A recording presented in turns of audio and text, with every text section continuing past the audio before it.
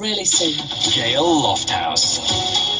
BBC Radio Leeds. We are catching up now with a singer-songwriter from Leeds who we've had on the show before. He's brilliant. He's got a new single out. He describes it as a positive vibe track fusing indie, rock and roll, school, old school. Do you know what? Let's just get him on. Brad Mack, hello to you. Good morning, Gayle. How are you? Well, it's afternoon. Come on, I know you rock and roll, but we're in the afternoon. Only just, sorry. What time did you get up, Brad? I got up at 6:30 this morning. So. Did you? My goodness. Yeah, well, thank you so much. Thanks for joining us today.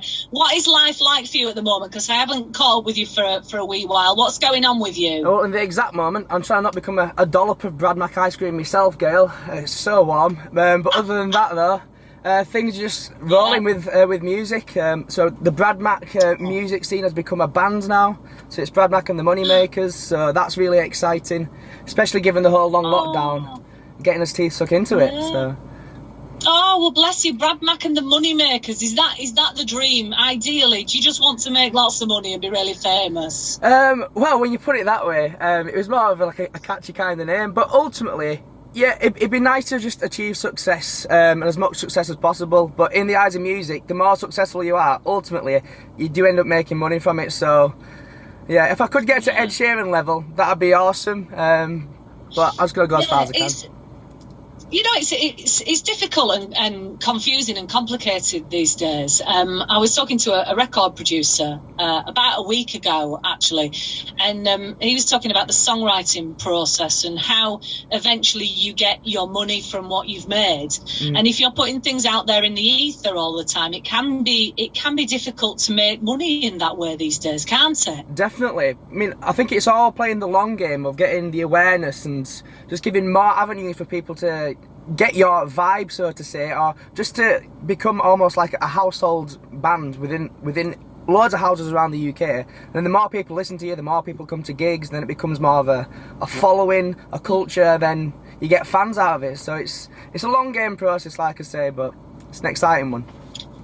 Yeah, and I know that you do a lot on Facebook, so you've got quite a bit of a community on there. Have you attempted to break TikTok? Have you tried that avenue at all? You know what? I have. I mean, I started posting like videos of just like short clips of me like singing songs and such, but to be fair, that went quite well. There's a lot more views in it than I was expecting. It really did surprise me.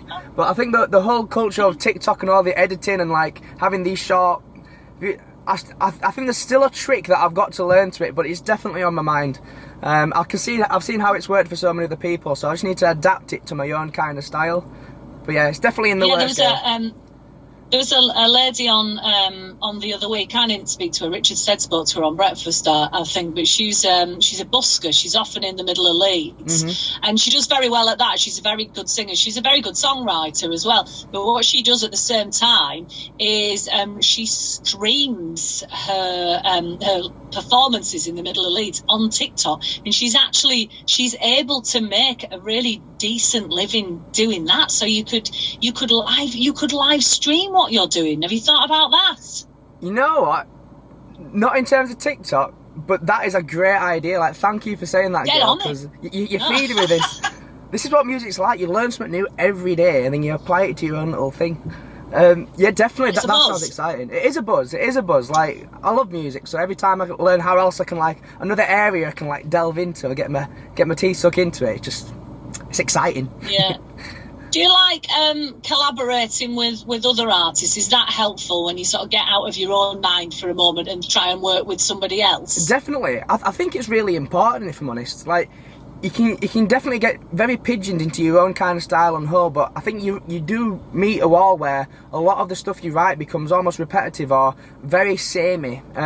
So what I found from just rehearsing with the guys, so as a quick introduction, we've got like Toby on bass, who's also the producer of all the tracks so far. We've got Andy the real deal Beale on guitar, and we've got Fred Greenaway on drums.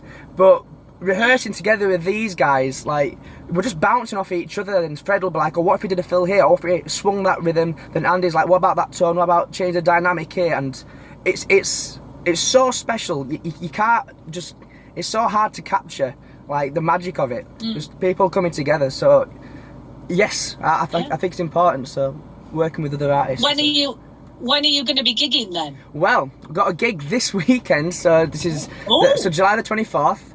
So there's a festival. It's a music festival going on in Dewsbury Moor. It's called Moorfest. So Brad Mac and the Moneymakers were making their first debut gig there, and we're on at £2.50. I believe there's still tickets going for it as well. The tickets are £10, but there's music on from 2 o'clock in the day right on till 2 a.m. in the morning. So a long day of it. And then Sunday I've got a gig myself. It's at the Toolmakers in Sheffield, which is Kelham Island. I've not been there since lockdown started, so I cannot wait to go back there because there's so many people there. It's like a culture almost of musicians that gather and they all share the songs they're writing and stuff like that. Well, fantastic. It's all happening for you, Brad, and you always sound very positive. You always sound very upbeat. Yeah. As a general vibe, does that always carry into your music? Because your music is always very upbeat as well. From my experience of it. Yeah, I think a lot of it is just my own perspectives. I try to find the positives in everything, but I see what's the point in feeling down about things. If there's nothing you can do about it, then why dwell on it? Because then you're wasting all the time that you could actually spend being happy or doing positive things or being creative or productive, you know what I mean? So that's why I just stay happy and I just try to push through everything. Doesn't mean there's no learning curves, but I just stay positive, and I think it does come across in my music, you know what I mean? It does. Well, talk to me about this new song. It's called Change. What is the change you speak of in this? Is it a change within yourself? Yeah, definitely. Now, so throughout lockdown, obviously, I think a lot of people have found, whether you're a musician or not, whatever you're doing, lockdown's given a lot of time for people to think to themselves, assess what's going on in their life, what do they want to be doing, are they good where they're at? And I reached a point where, so when lockdown originally started, I'd just come out of a relationship, and coming out of that relationship, I landed on my feet thinking, right, I'm going to find all the bits that I want to work on myself and become the better me, and just put as much time as possible into myself. So the change, in a way, reflects my journey of going, right, I want to change this, I want to make my life better for me. I want to know that, I want to feel more confident knowing that I'm doing what I want to be doing and I'm doing everything I can about it. And so the change is basically about wanting to make a change, just starting off a bit stuck in a bit of a rut, and over time making a change, and then things are getting better just because you're in your stride. So I think it's a positive message that a lot of people can take from. Okay, well, we shall have it. If people like the song, where can they get it from? So if you're on social medias, you can find me at I am Brad Mac. That's MACK, because I'm not a burger. But you can also find me on streaming platforms as Brad Mac. Once again, Brad Mac, MACK. So this next track's called The Change, and it's just being described as a toe tapper / a summer banger. So I'd love to hear what you think about it. So I hope you enjoy the song. I've been Brad Mac. Have a great day. This is The Change. Beautifully done, Brad. Thank you. Can someone explain what is happening? Hello, Brad. Brilliant. That was great. You're stealing Gayle's job. Sorry about that. No, no. Don't apologise. Brilliant stuff. Yeah. Thank you. That's great. Really nice. Appreciate it. Well, thank you for having me on. It's a huge shout. Thank you. It's always a pleasure, Brad. Always a pleasure. We will speak to you soon. All right. Thanks, Andy. Likewise. Have a great day. Faffing around at the start. Yeah. No. Thanks for bearing with us. Cheers. Take care. All the best. Bye. Bye.